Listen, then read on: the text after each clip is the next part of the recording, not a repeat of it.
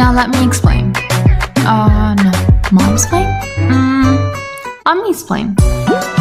Pakistani motherhood from your ummi next door. Hello and assalamualaikum everyone. I've had a crazy few months, but I'm not gonna get into it because that's not why you're here. So let's just jump right into the topic. Colic.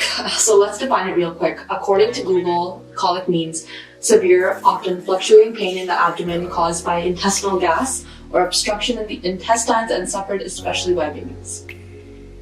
First off, especially by babies, I didn't know that adults can have colic.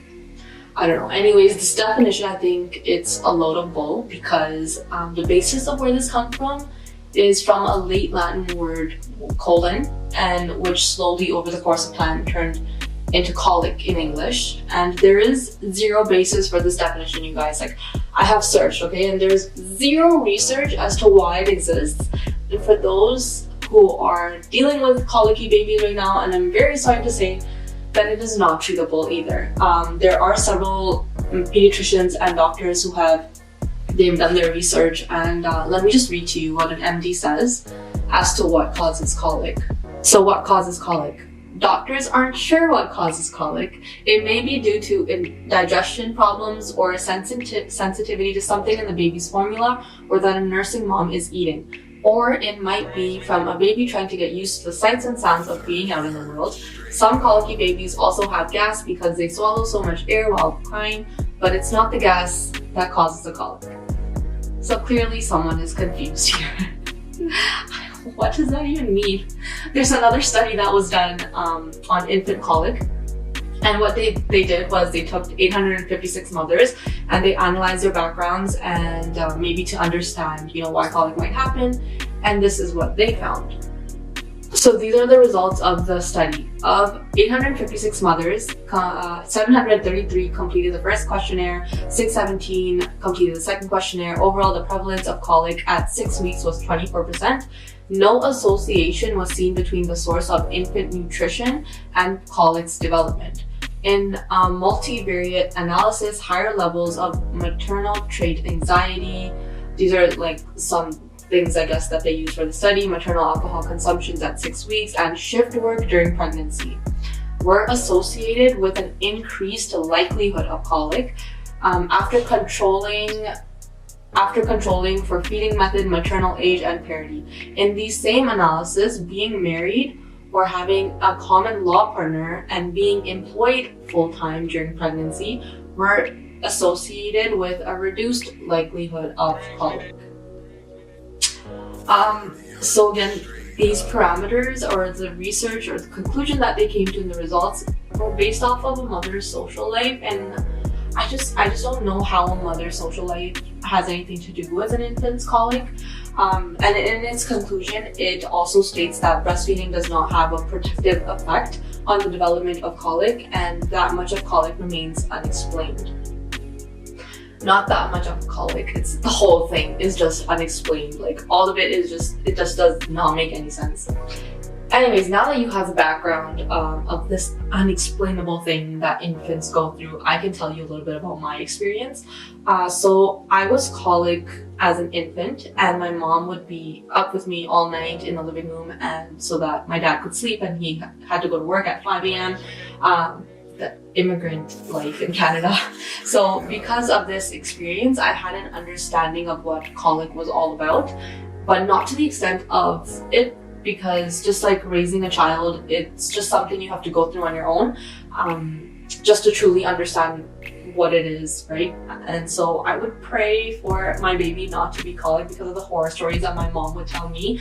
But I guess Allah had other plans and to make me a stronger woman or something, and to just deal with the colic baby. And here I am talking about it.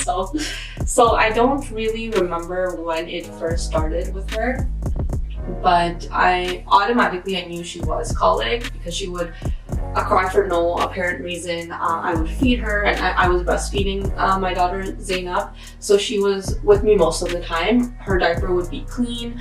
I would look for rashes, and I started digging into why it happens. And I also took her to sick kids because it was just a lot of crying, and I just wanted to make sure that it's not something else that was bothering her. So she would cry uncontrollably for long periods, and it would happen mostly, I would say, at nighttime. But those days, like, time was just a number. It didn't really matter with a newborn. And this isn't, I don't think there's a single moment where I stopped and I was just like, let me record her crying, because if anybody knows me, I record everything. Like, if you go through my phone, it's just Zainab, and there's not a single video of her crying that I've recorded. And I think that just goes to show that I really was like so focused on her, on just trying to help her stop, because it was a lot. But I did manage to find one video. I'm not sure who was recording it, but somebody was recording it from my phone, and here it is.